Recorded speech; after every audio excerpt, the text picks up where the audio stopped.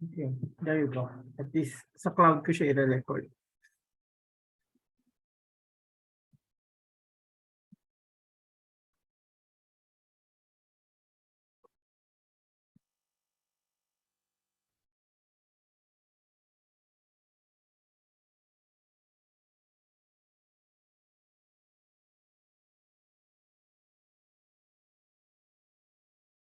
So a lot of things happen.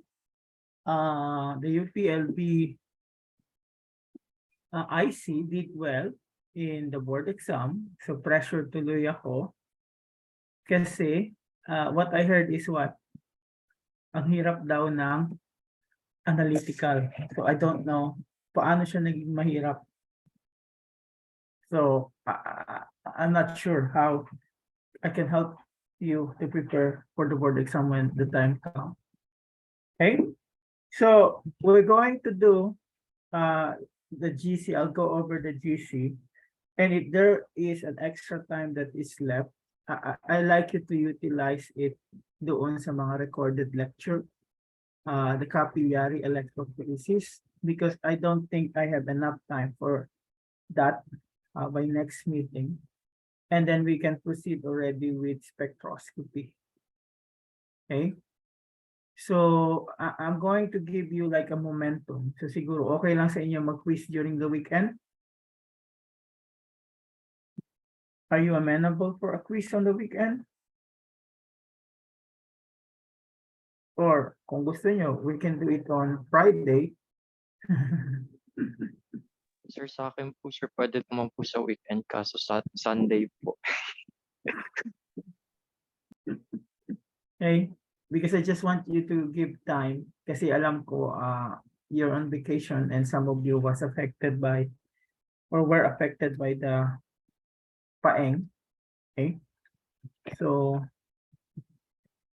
I give you time to what we call recuperate and prepare for it. Okay? Because we have a lot of catching up to do. Now, do you have any news if they will extend this semester because of the 1 week? Yeah, I think the last quiz that we have is an extraction, right? The problem solving. So the quiz is more on chromatography, HPLC and GC. So wala ba kayong news kung i-extend ang semester? Yeah, we'll just see, but we just go over with what we have. So December 21 naman talaga yung last day natin eh.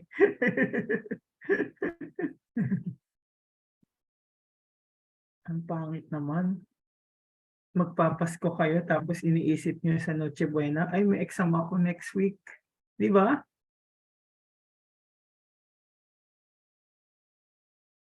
Yan yung ano ko eh, pag Thanksgiving break eh, sabi ko, we'll do the exam before Thanksgiving so when you come, you can enjoy the break. Not thinking that, oh, may exam kami, paano na yan?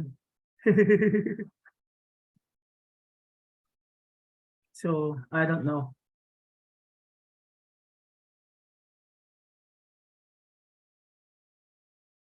So, I think I would just have to rely on you and let me know kung okay sa inyo kasi ayaw ko na may magreklamo sa inyo.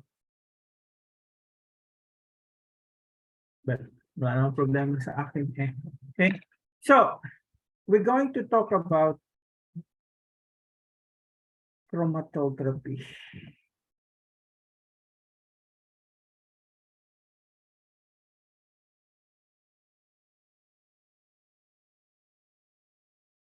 Okay, so we talked already about HPLC, the general introduction of LC. So we're going to talk about GC. So GC, we could say the first commercial instrument was introduced way back in what? 1955. So I think all of us don't exist yet during that time. So that's the first commercial GC that was introduced. Now there's around what? 10 to the 6 GC worldwide. So if you're going to look at the GC, the mobile phase there is the gas chromatography. Yeah, the gas. So the gas is the one that will carry the components of the sample that you want to separate. Now, GC, we could say, is very popular, okay, for separation and analysis of compound. And the main reason for that, they have a higher resolution compared to the LC. Okay, they have low limits of detection, speed, accuracy, and reproducibility. But in spite of that, we could say GC is of limited use. It has limited application. Why? You can only use GC if your sample is what? Stable po siya at high temp. Okay? When your sample is, we could say, volatile. Okay? Either a volatile component or a semi-volatile component. Okay? So if it's a volatile component, that means it's easier for it to go to the gas phase. So because of that limitation, there's only a small number of organic and inorganic compounds that can be used for this. So yun yung limitation niya. But GC is more popular than HPLC before. Okay? And the main reason for that is the resolution. You will see later on kung gaano ka ganda yung peak ng GC compared sa HPLC. The problem with the HPLC is the peak broaden. Meron tayong band broadening, but with GC, some of the band diameter parameters are not found in GC, giving you a very narrow peak. Okay, so if you're going to look at the GC system,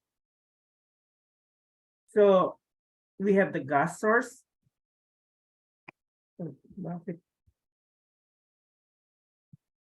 Okay, so in the GC system, we have what we call the gas source. So usually that's the one that will carry your solvent. Yung gas yung parang solvent version sa HPLC. So in HPLC, you have the solvent as the carrier. Here you have the gas. Okay, so you have a gas source, and again, there's what we call pressure regulator that is included there, pressure and flow regulator. Okay, and then most commonly the gas that they use is either HE, N2, and H2, depending on the detector. Okay, and the pressure inlet that you have is 10 to 50 pounds per square inch. Okay, and the flow that they have, if you're using a packed column, that's around 25 to 150 ml per minute, or 1 to 25 ml per minute if you have an open tubular column, which we're going to discuss later on. Now, in terms of the column, GC column are usually longer than HPLC. HPLC usually centimeter, as short as this, or as long as that one, or you can we could make it longer. But if it's a GC, okay, what happened is you have meters in length of the column. Usually it's just like a coil. Okay, so if you're going to look at the component of the GC, you have the gas source, and then you have the injector. Yeah. So usually you use a syringe. It can be manual or most high-end instrument automated. Okay. And once it goes to the, you inject your sample there, so the gas will carry it. Again, it passed through the column, and the column is what?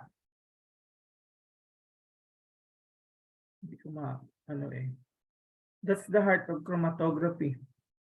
That's where separation takes place. And once you separate the component there, it will be detected by a detector, okay, wherein it will pass through a system that convert the signal to something that you as a user can understand. So this is the common what we call schematic diagram.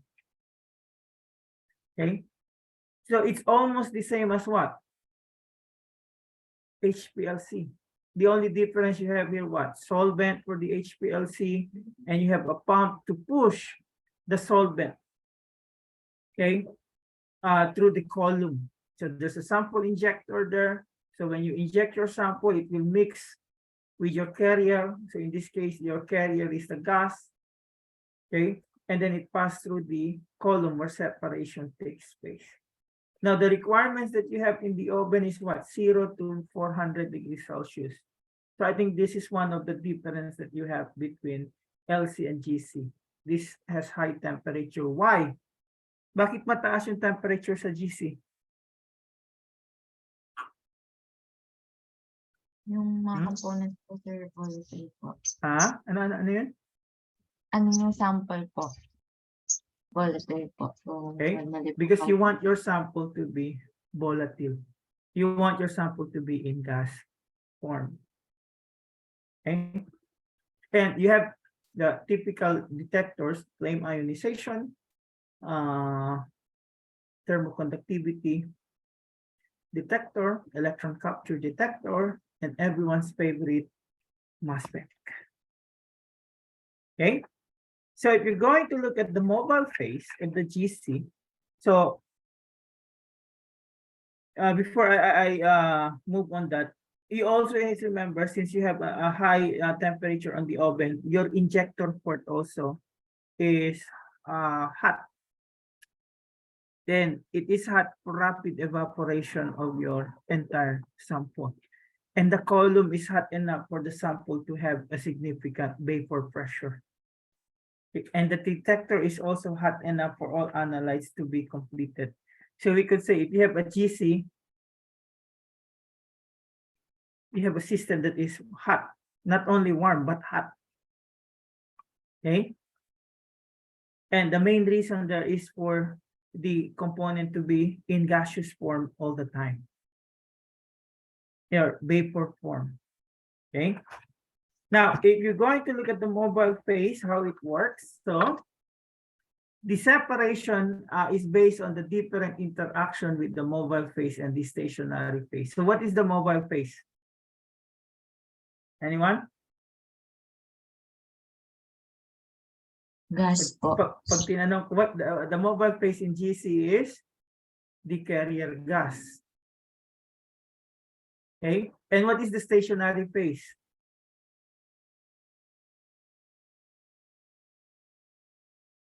The heart of the column is the stationary phase. Okay, the column. So when they separate, they look at the difference in their properties. So here, the retention of the solute is determined mostly by what? The vapor pressure and volatility. So if the vapor pressure is high, what does it mean in terms of volatility? It is also what? High. So if the vapor pressure and volatility is high, most likely the solute is not going to be retained. Okay. Now another way you can look at it is the nature of your solute, how it interacts with the stationary phase. So if they have common property, most likely they will stay longer in the stationary phase. Thus separation takes place. Okay. And then another thing that you need to consider is the gas mobile phase. So some of them might have what? Lower density. So if you have lower density, you are what? Easy to carry or hard to carry by the carrier gas?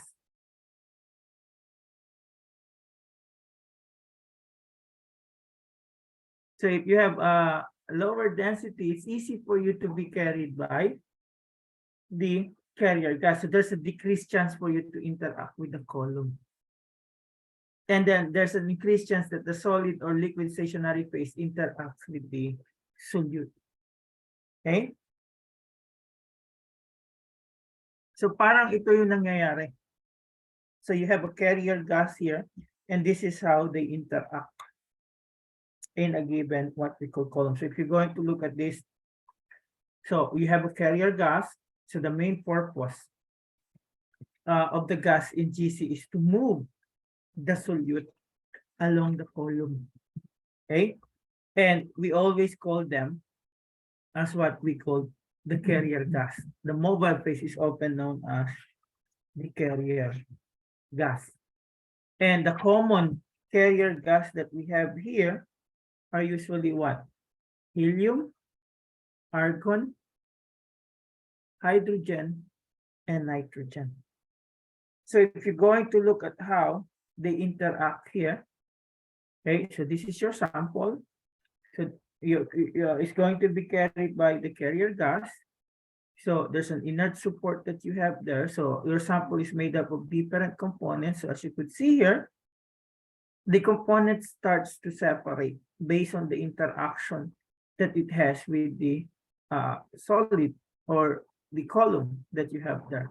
And what happened, okay, the low boiling point component is the one that is eluted first compared to the high boiling point component. Why? But ganun. Because usually at low, if you have a lower boiling point, so at low temperature, you can already be in the vapor phase compared to the other one. So it might take them longer until they reach this, what we call temperature. Okay. So if your sample has lower boiling point, so that means they become more volatile, okay, right away compared to the one that has a higher melting point. Okay, so if we're going to look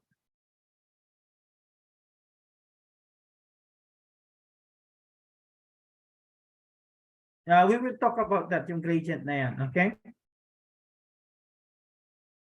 So we're going to look at how the mobile phase is different here at the GC method compared to the HPLC. Okay, so if you're going to look at the efficiency of your what we call GC, your carrier gas or mobile phase, it does not affect the solute retention, but it affects this different condition. Okay, so usually yung gas is parang carrier lang talaga siya. Okay, it won't affect how the solute will be retained in the solid phase or in the column, but the one way or another it can affect this one, desired efficiency for the GC system. So usually if you have low molecular weight gases, they have what we call larger diffusion coefficient. Okay, so what does it mean?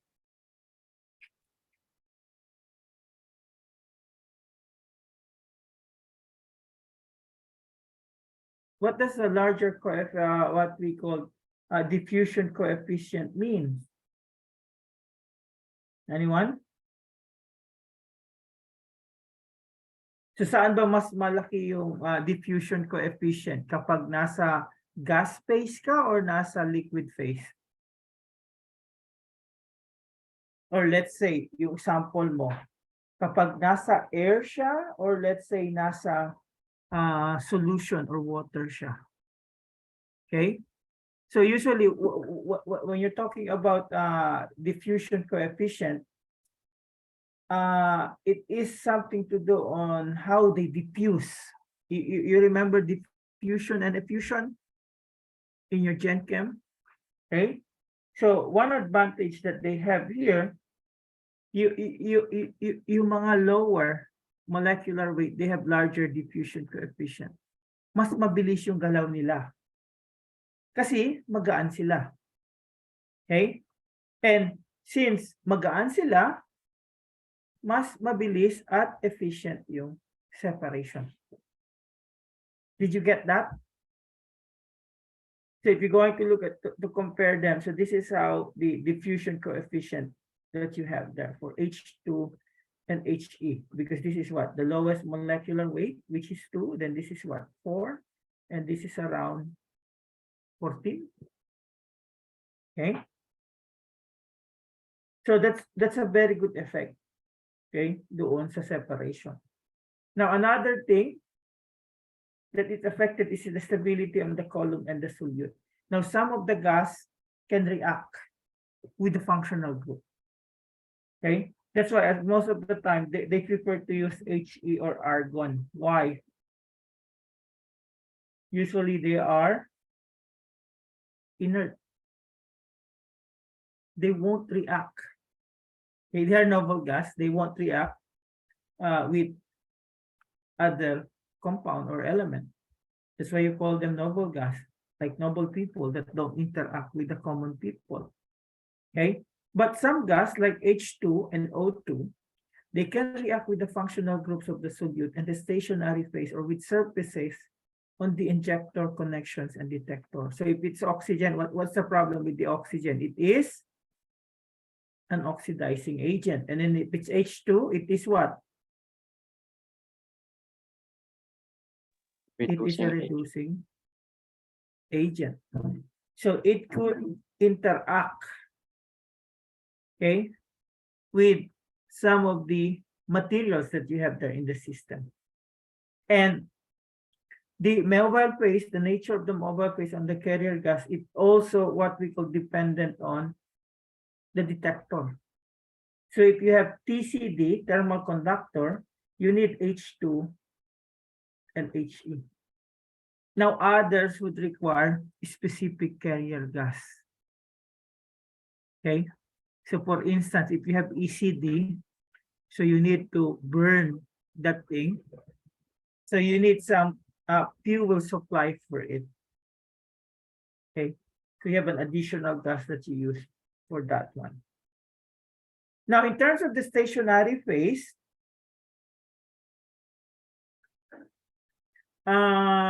this is the main factor where separation takes place. So this is the one that determines your so-called selectivity and retention. Okay. So if you're going to look at the stationary phase that you have here, so it just has something to do, what is the composition of your stationary phase? Now, usually it depends on the column that you have. But before we go on the column, we try to look at the two kinds of the GC. Okay? Because it's not really GC per se. Okay, one kind is what we call the gas solid chromatography. So when we have this gas solid chromatography, this is where you have same material that is used both as the stationary phase and the support material. And usually they are what? They are solid. So it's just like the gas is the carrier, which is your mobile phase, and your stationary phase are what we call in solid form. And it acts not only as the stationary phase, but also support material. This includes what? Alumina, okay, molecular sieves, the silica, and active carbon. Okay, so if you're going to look at some of the example there, I don't know. Are you familiar with zeolites? The crystalline aluminosilicate. So it could be this type A or type X. Now, if you're going to magnify them, so this is what you're going to see.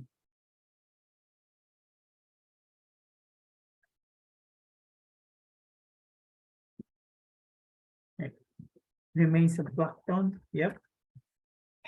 The zeolites.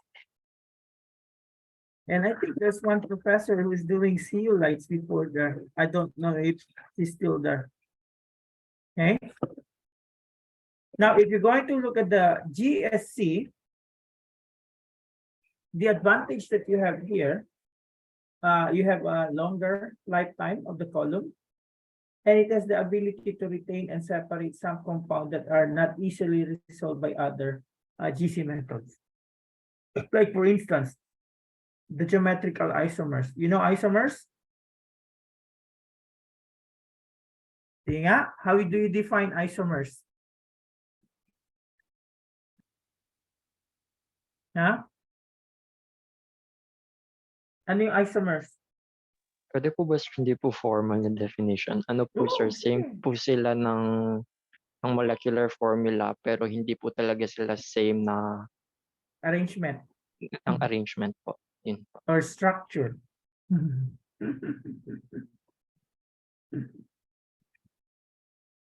That's how the isomers is. So imagine you have the same chemical formula but different what we call arrangement.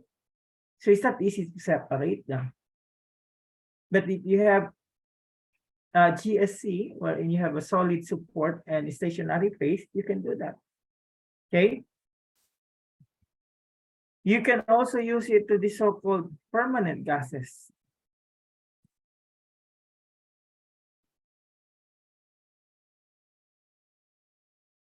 How do you define permanent gases?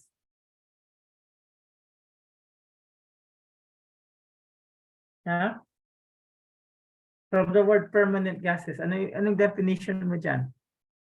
They're always gas. Okay. We could say at room temperature. You cannot have a way to liquefy them. Kaya ang tawag sa kanila is permanent gases. So maybe you can have here what? CO2. Pwede ba yung CO2? Yes. Oh no, not CO2. CO2 can be what? A dry ice at room temp. But the other one, the CO, you cannot make it into a liquid. N2, H2. So you can use the GSC to separate them. Now, there are also what we call some disadvantage that you have there. So it has a strong retention of those low volatile or polar solutes. So there's really a tight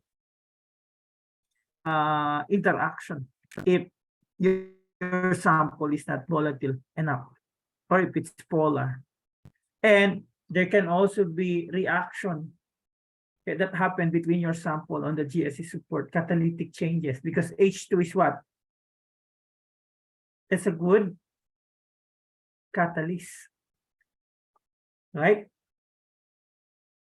And then GSC would support a range of chemical and physical environments. So depending on the composition of your sample, okay, it could result in different strength retention site, non-symmetrical peaks, and variable retention time.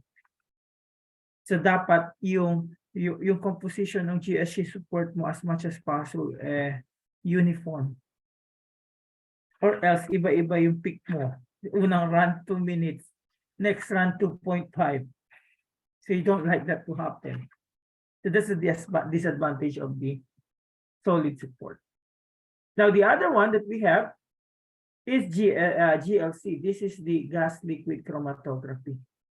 Now the term that we use here for gas liquid chromatography is your stationary phase has a liquid coated on a solid support. Di gaya ng isa, yung stationary phase mo solid na, okay? Yung nature niya, siya pa rin yung solid support mo. Here, you have another solid support wherein there's some liquid coated to it. And there were reported around 400 liquid stationary phases available for GLC. And most of them are similar in terms of the retention property. So the material would range from polymers like polyisoxane, polyester, polyethylene glycol to fluorocarbon, molten salt, and liquid crystals. And if you're going to look at based on the polarity, only 6 to 12 are needed for most separation. And usually this is how you look at them. Ito yung chemical nature nila at ito yung common name. Okay, so you have Se30, Dexyl 300, OB17, OB210, OB225, and the rest. And if you're going to look at this, it tells you what they're made of, and the limit of the temperature max.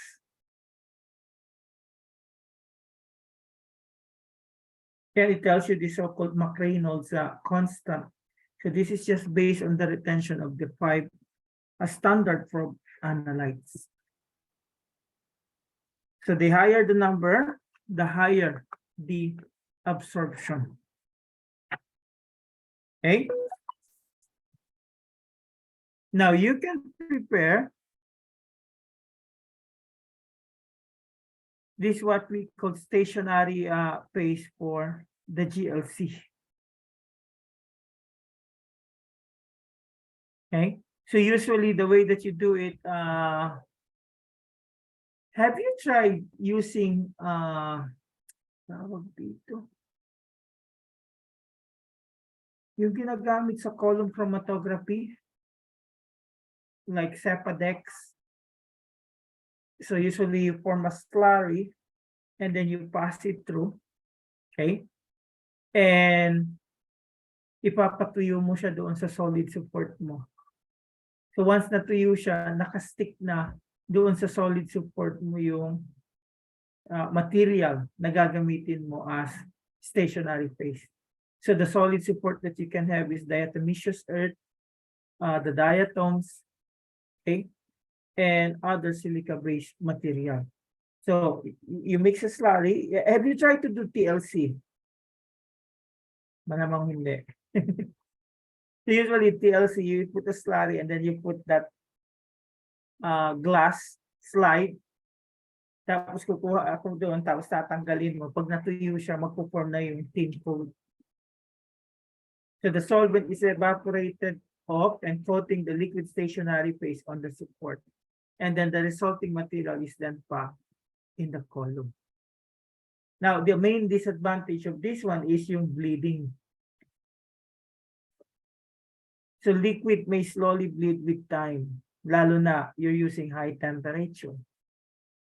Okay?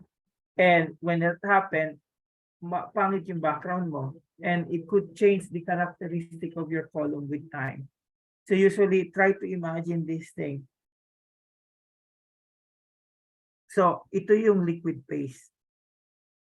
Tapos yung blue na yan yung sample mo or solute na nag-bind doon. So after some time, okay, they may bleed.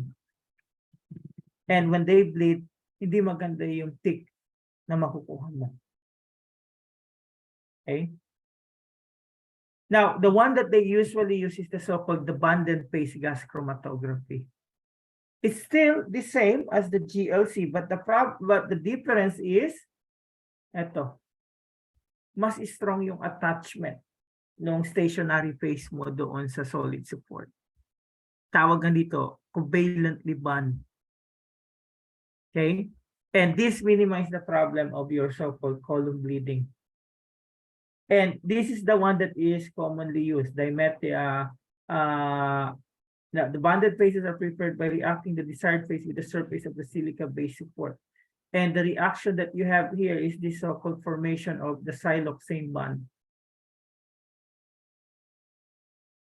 So there's a siloxane bond between the stationary phase and the support. Okay. So the reaction form an siloxane bond or an SiCC-Si bond. And because of this, okay, most of the separation can be formed from this. And the one that I have experience using is the carbowax. And sometimes this one. So usually, ganito na yung ano nila. Merong covalent bond na nagpo-form. Now, advantage of this is really more stable than the coated liquid phases. And it can be placed on support with thinner or more uniform thickness than the liquid phases. Okay? Now, that gives me back to the so-called support material that we have. So if we're going to look at the support material that we have here, there are two main types of support. yung tinatawag nating packed column, tsaka capillary column. Okay? So if we have a packed column, usually it has what? Large sample capacity, and you use it for preparative work. So ibig sabihin, it accommodate more volume of sample. Okay? So example of a packed column here is this one. Now, when you have the capillary column, it has higher efficiency. You only use a smaller sample size, and this is the one that you use for analysis. So, I hate to say it, ito siguro ay yung pang-orgo, ito yung pang-analytical. Bakit ito yung pang-orgo? Usually in organic, you separate some things, right? When you synthesize. So this is what you do. This is what you use. Okay? And if we're going to look at the advantages here, yung capillary column, advantages niya sa packed column, it has a high resolution. Okay? Since the sample size is small, it is also has what? Shorter analysis time. And then, it is more sensitive. Now, ano yung advantage naman ng packed column sa capillary? Anyone? Ano sa tingin nyo?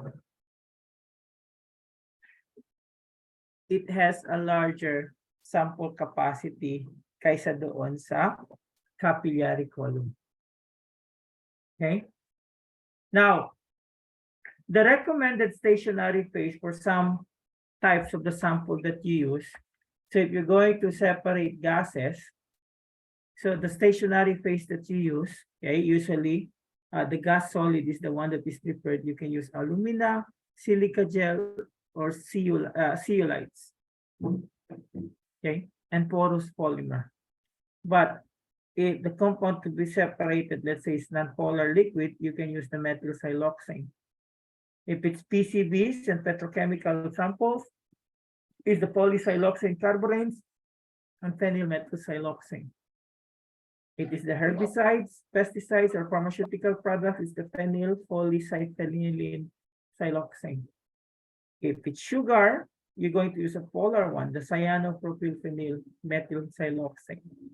If it's the more polar, like three fatty acids and alcohol, you use the polyethylene glycol. That's why I told you I have used the polyethylene glycol because I'm doing three fatty acids analysis of breast milk coming from the Philippines. And if you have the more polar alcohols and amines, you're going to use the phenylmethyl siloxanes. So there's usually a choice of your what we call stationary phase. And usually the choice of your stationary phase is just follow the concept that you learn in Gen Chem, the likes dissolves like. Tandaan niyo pa yun? So if your substance is non-polar, your stationary phase is also non-polar. If your substance is polar, your stationary phase should also be what we call polar. Gets? Andiyan pa kayo? So papasok na tayo dito doon sa nagtanong about doon sa temperature programming. So, dito yung tinatawag na elution methods. Okay? So, if you are asked which is the best that you're going to use in the three conditions,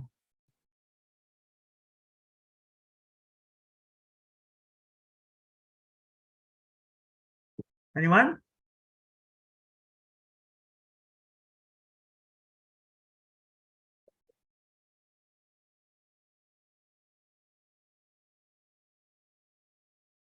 Yeah, maghano kayo ng reasoning.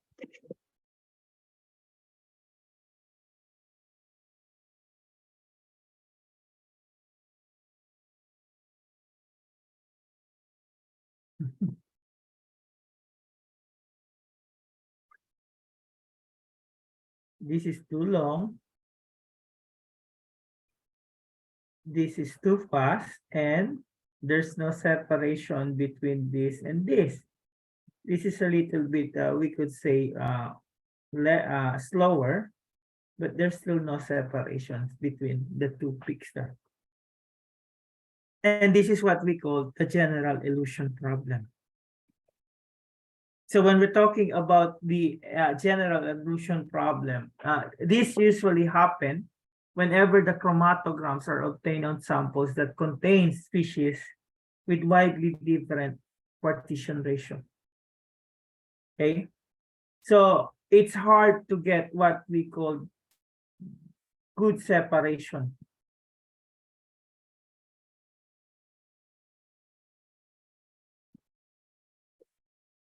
Yun yung tinatawag na general illusion problem. So what do we do?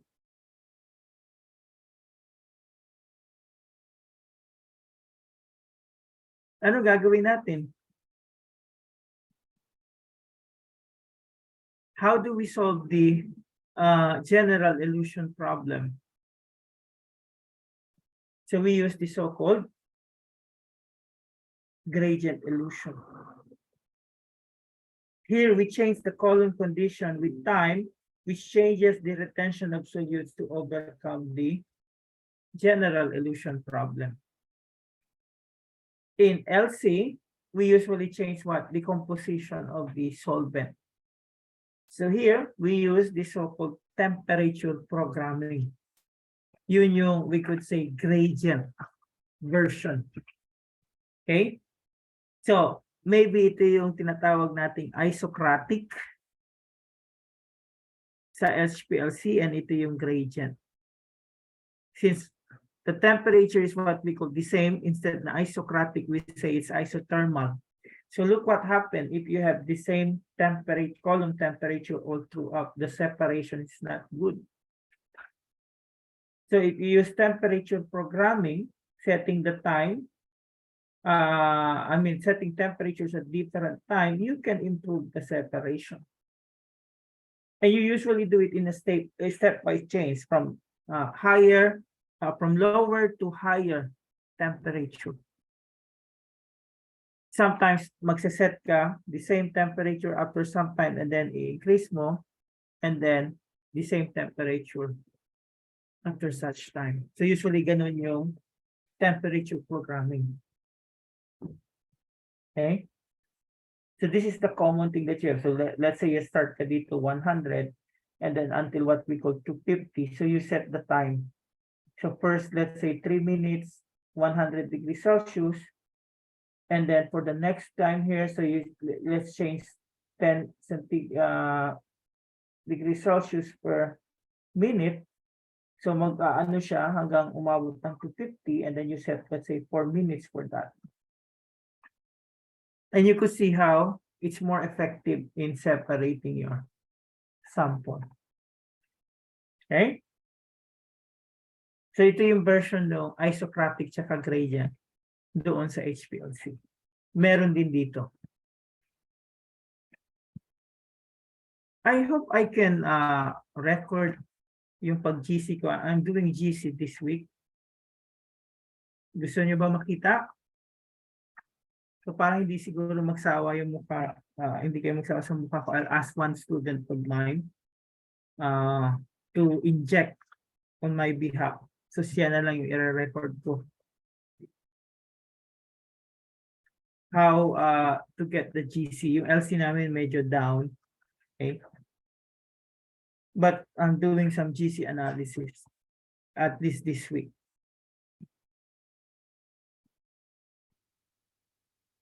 So maybe I ask one of my students, the brother of a soccer player there in the Philippines, na Phil-Am. We're going to the World Cup. So the last part, I think this is the last part that we have. Okay. Ito yung tinatawag nating detector. Now, there are different detectors in a given GC. Sometimes yung GC mo, isa lang yung detector. Okay. So in our lab, we have the ECD and we have the mass spec. No, it's not ECD. It's FID. Kahit ako nalilito. Okay. So the difference that we have on this detector means that you have to use it in different samples. Okay. And there's always, we could say, compromise. Okay. So usually if you can apply it in everything, most likely its sensitivity is not good. Okay. Or if the sensitivity is good, what will happen? It's going to be expensive. Okay. So it gives you here the approximate cost. And this is dollar, right? So times ano yan? 57, 58 peso. Okay. So when you have the thermal conductivity detector, it can be applied everything. Unfortunately, it's not very sensitive.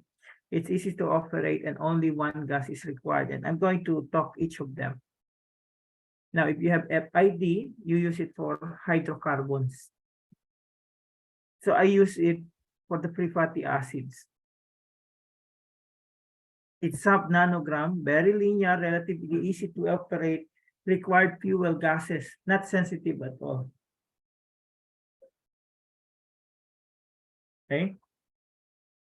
And then you have the NPT, so this is nitrogen sulfur detector. Okay.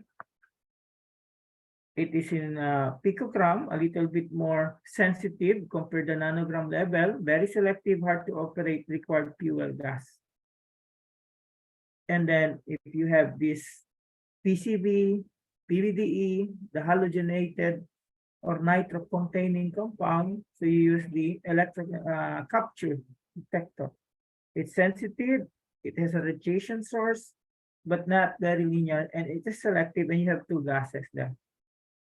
And the mass spec that can analyze almost everything. Sensitivity, it depends. Okay. You can always optimize the condition to lower the sensitivity. So it's sensitive, required pump system, and very complicated and requires cleaning. And we talk about mass spec in 2 meetings, sometimes in module 5. It's a separate what we call discussion. Okay. So let's go with the first one, the TCD. So if we're going to look at this TCD, the thermal conductivity detector, okay, it is what we call a hot wire detector or the so-called catherometer. It's the first universal detector developed for GC. And if you're going to look at the name, okay, it really what we call use to determine the thermal conductivity of your sample. Yun yung tinitingnan niya. Oops.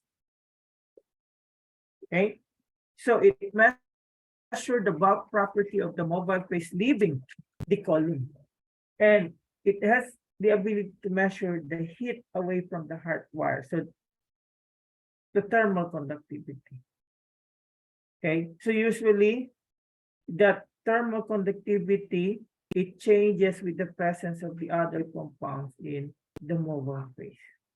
So kapag nakita sa mobile phase na meron ibang component doon, magbabago yung thermal conductivity. So usually you have here a column, you pass through it there, and then you have a reference stream. So there's a difference between the two that will generate a charge. And I don't know if you know physics, they usually has this so-called Wheatstone bridge. Is that new to you? Wheatstone bridge?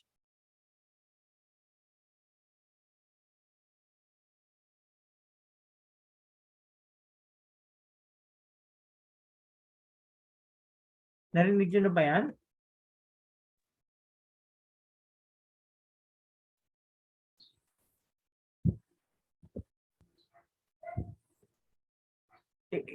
electrical circuit yan na nagme-measure ng resistance, unknown electrical resistance. Okay, doon sa what we call dalawang leg ng kanyang bridge circuit. So one leg na merong unknown component at one leg meron na reference. So if you're going to look at this here, there's a reference here and there's what we call the column. So there's a resistor in contact with the mobile phase leaving the column and another one in contact with the reference stream of pure mobile phase. So anytime there's a difference between them, ano yung nagkakos ng difference? Kasi merong sample or component na dinadala yung mobile phase, doon nag-generate yung signal. Okay? So the change in the thermal conductivity would lead to the change in the amount of heat removed from the resistor, which leads to the change in resistor's temperature and resistance, and the change in voltage difference between the points positive and the negative one. So yan yung, we could say, mechanism ng TCD. Now, you use TCD, okay? You have to put into consideration that the mobile phase must have a very different thermal conductivity than the solute being separated. Kasi kapag pareho lang, hindi madidetect yung difference. Okay?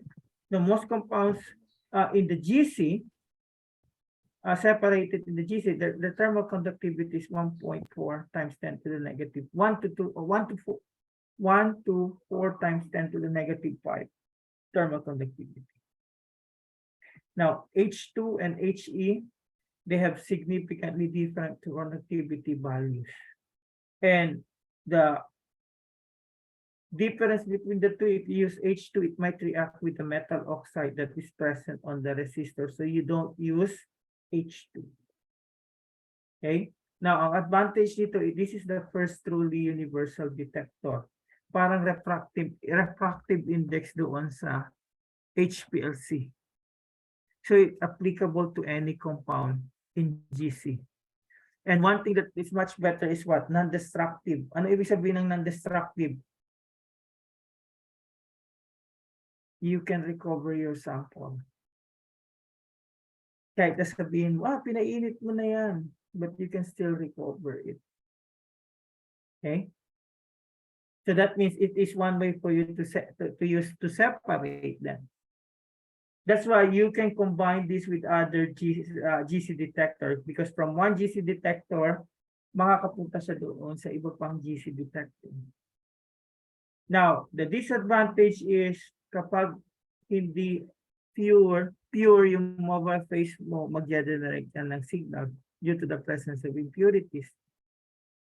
And then, kapag nagbago din yung flow rate mo, magkakaroon din siya ng change in signal. Okay? And the limit of detection is a little bit higher than almost all the GC detector. Yun yung TCD. Now, the other one is FID. This is the most common type of the GC detector.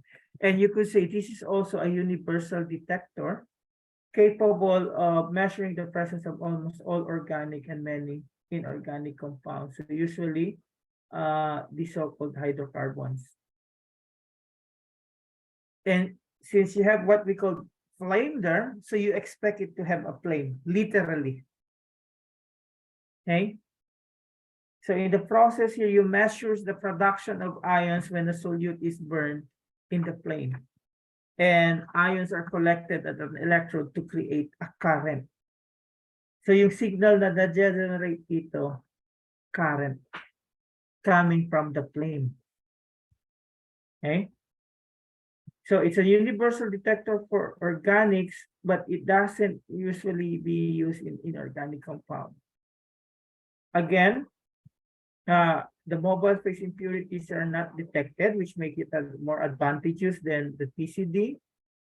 The carrier gases also are not detected. So the LOD is, we could say, 1,000 times better than TCD.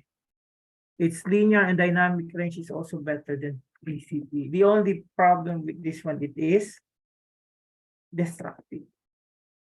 So, hindi mo marireuse yung sample mo. Hindi mo siya makakonect sa other detector. Or, you can connect it with the TCD, tapos after mag-pass yung sample mo sa TCD, pupunta siya sa FID. Okay? Now, for a specific version ng FID, sa nitrogen at sa phosphorus, meron tayong NPD. Okay. The principle is the same as the FID. Okay?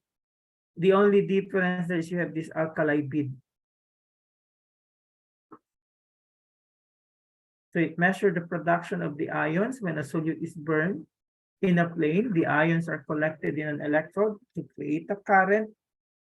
And the presence of the alkali metal enhances the formation of ions from nitrogen and phosphorus containing compound.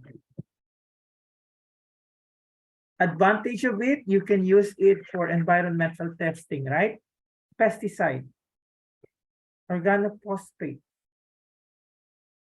You can use it for drug analysis, the one that contains amine or basic drugs. That's usually contain what? Nitrogen.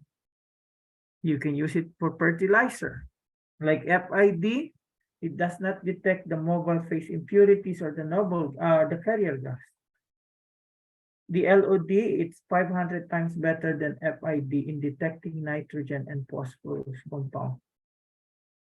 And it can also be used for other hetero compounds like the one that contains sulfur, halogen, and arsenic. And just like FID, it's destructive and it is less sensitive to FID.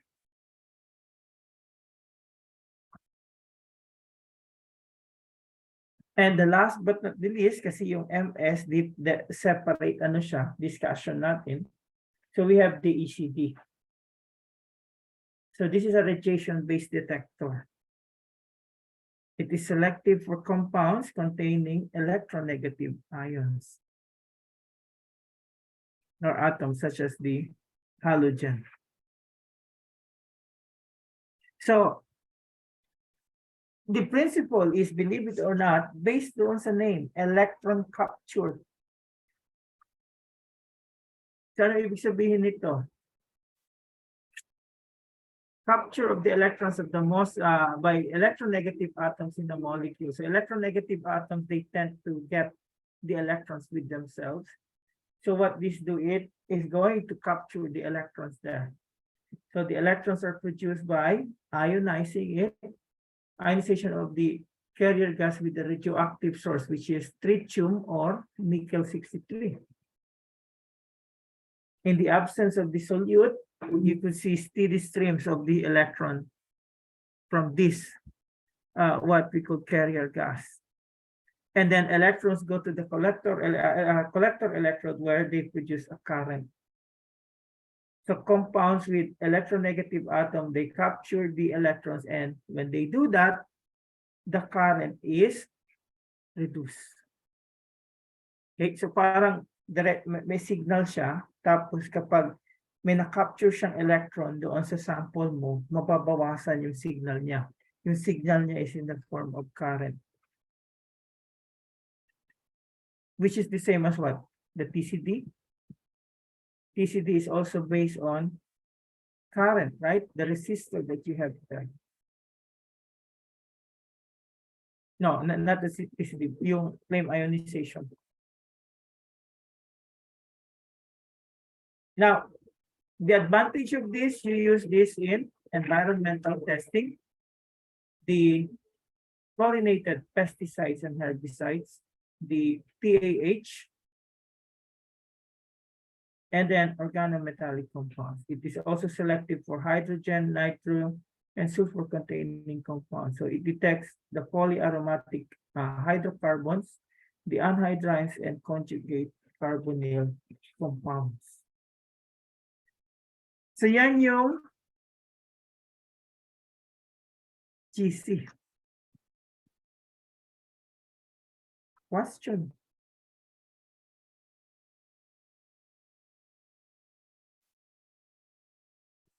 Tanong. Oh, no.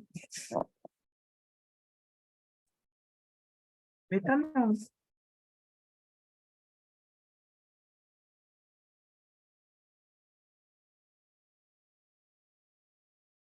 Tanong po. I'm trying to open the canvas.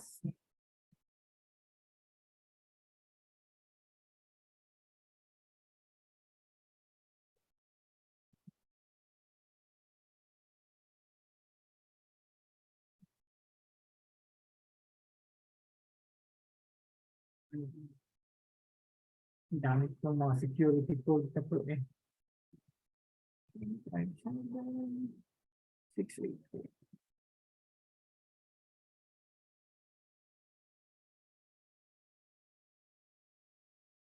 So I'm opening the canvas.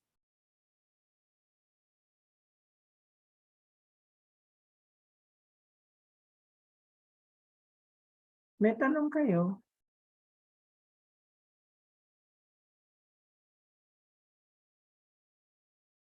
Yeah, mostly HPLC and GC kasi nag-quiz na naman tayo sa extraction, di ba?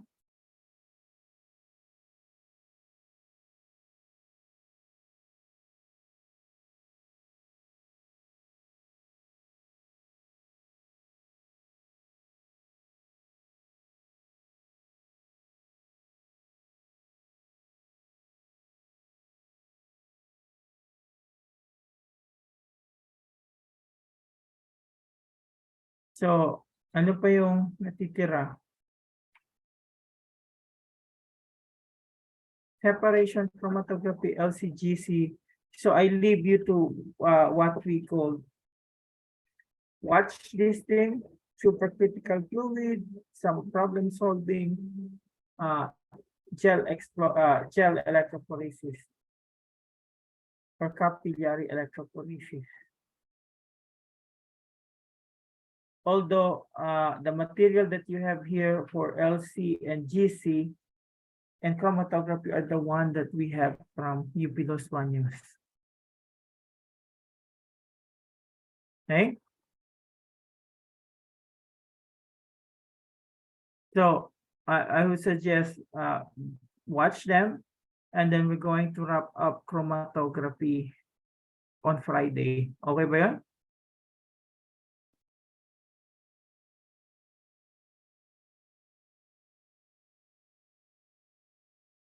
We can start at 12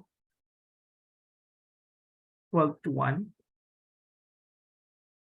If I'm not mistaken, hindi masyadong, I'm not sure kung trying to look at the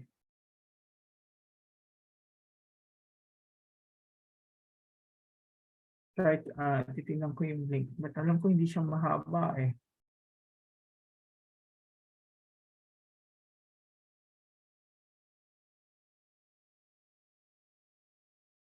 Yeah, you see that 20 minutes only? And then the other one, supercritical fluid extraction. No, that's not me.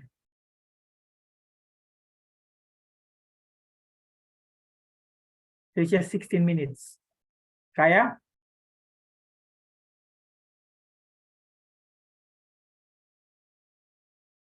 Kaya ba? And then some problem solving.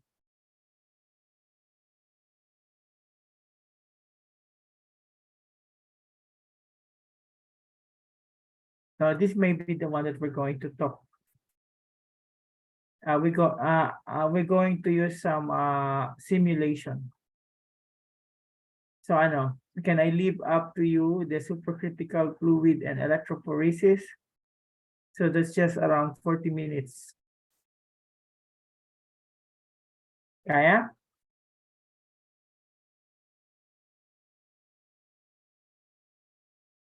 Hello. Yes Kaya po, po, sir. sir. Sa tanong, Ang tanong lang po siguro, sir, is kailan po yung quiz up sa We liquid can, cram? Weekend legit na po yun, sir. Oo. Okay po. Tsaka sir, kailan po kaya ang chapter quiz po natin for module 4 ba Module 3. itong So, separation? maybe Module 3 next week. Later next Okay. week. Okay po. Trust issues. Thank you po, sir.